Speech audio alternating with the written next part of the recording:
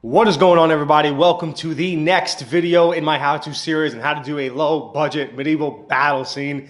Today, we're going to cover directing. Pop it.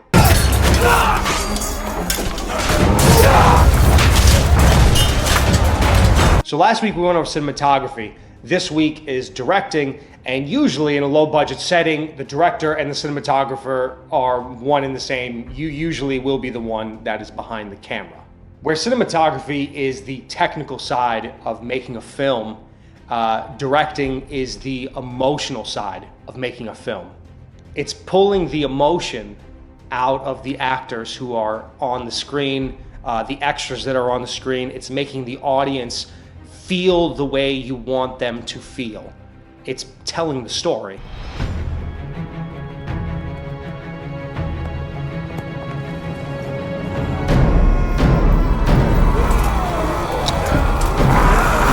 Now, to capture that emotion, that feeling behind the scene, now every director has their own style, but the way I do it is I keep up high energy. Keep pumping them up, especially if you're working with people who are not professional actors. There's this wall that everyone has. As soon as the camera turns on, they sink behind it. You know, your job as the director is to break that wall down. If you are not passionate about what you're filming, it's going to be very hard to get the proper reactions out of your actors. If you're not feeling it, they're not feeling it.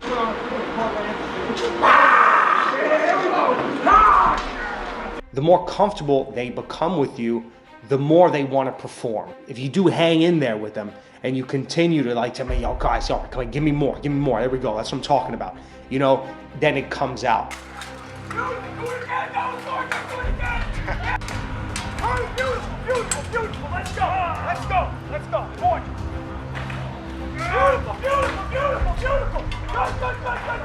Do it again. It was a really quick shot in the battle scene where my friend T, we did this, he had to do this run, and he was being lifted up by my friend Dimitri, and the sword was like sticking in his back or whatever, and I told him, I was like, dude, like when you're up in the air like that, like dude, you just got stabbed in the chest. Are you being lifted up? You are horizontal right now. I gotta see some freaking pain. And we did that take, I think maybe 10 times until I was completely happy with it. And the take that made it into the film, like, it's really short, but it works. If you look at his face, and it's just like, yo, this dude is in pain.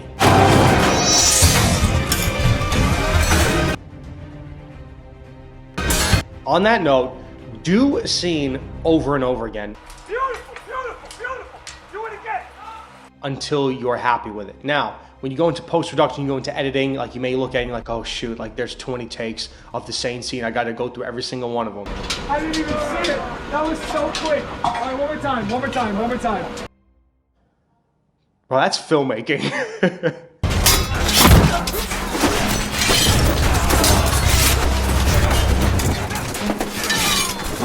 So much of the battle's story has to be told through the physicality of it.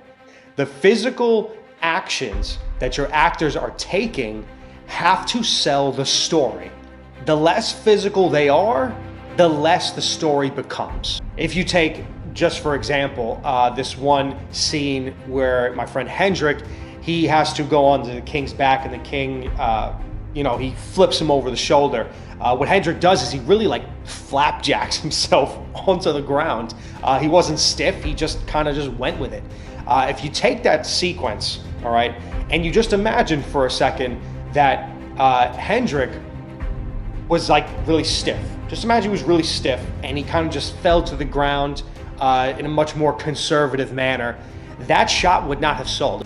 But because he was able to just really just let himself go and just toss himself, that is what makes it believable, and it draws the audience in.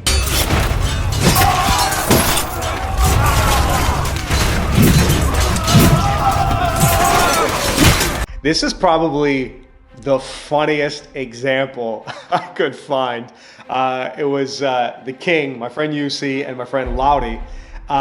Basically, this was the scene where the King has the sword in him, and you know, and Loudy in the final cut, he's really like wiggling his body. It was like the weirdest thing. It looked so good. It looked so good.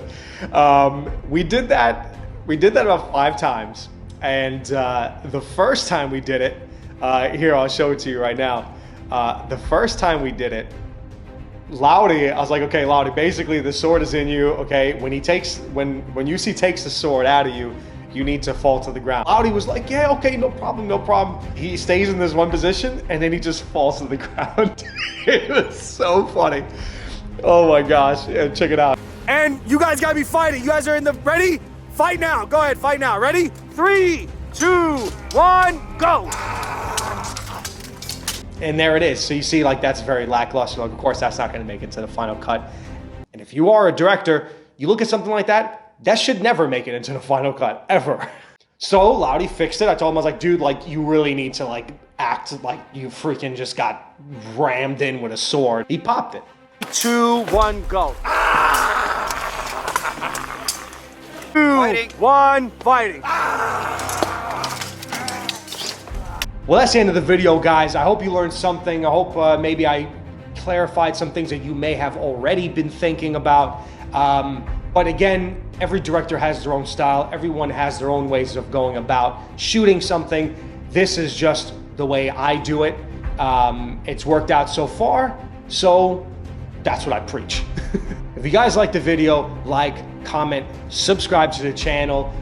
Next week, we are gonna go over sound design, and I'm gonna show you guys and explain to you guys how sound plays a huge role in reinforcing everything that you're putting on screen.